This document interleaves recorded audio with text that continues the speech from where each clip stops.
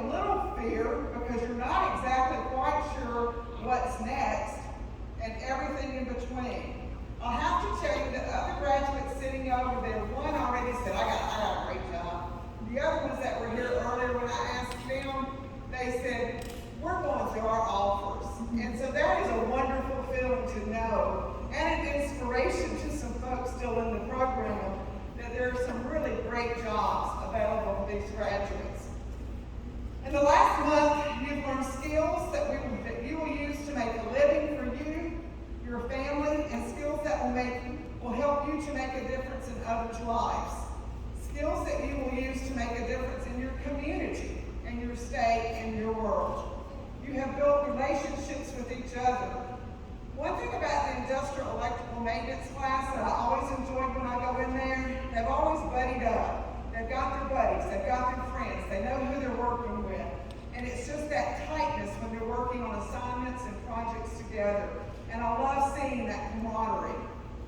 Instructors and fellow students, you all have a bond that will never end. You will forget my name before you even get out of this building if you even know it now. But you will never forget these four gentlemen sitting on this stage, because they have, no matter how hard you try, they have worked very hard to make sure that you have what you need to be successful. And so I thank you, faculty, for that. I will say that the last 17 or so months have been challenging. That would be an understatement. I'm saying words that I never thought I would say in my career as an educator. Our vocabulary overall has grown. We talk about masking, we use the word COVID, corona, pandemic, social distancing, quarantine, sanitizing, virtual learning, Zoom and Teams, and all those sorts of things. Just P2L, all of those things. Before, we never talked about those things.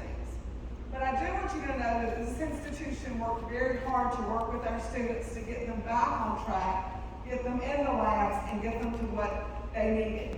But some other words, too, that I think are very important as we go through is words that I would describe these graduates: perseverance, commitment, dedication, patience, cooperation. They have fought long and hard to get through to be here today. And our instructors have worked very hard. And all of you have worked very hard to make sure. So thank you for sticking with us and for making a difference at TCAT Murfreesboro. We're here to celebrate the graduates' accomplishments, and they're going across the screen right now. It isn't your typical graduation, but that's okay. But we are very excited to have you here. We know that these students are stronger and better for what they've been through the last few months.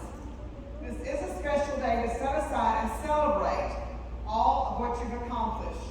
I would be remiss if I didn't thank the faculty who's sitting up here: Gary Shears, Steve Purcell, Wayne Montgomery, and Les Smith Jr.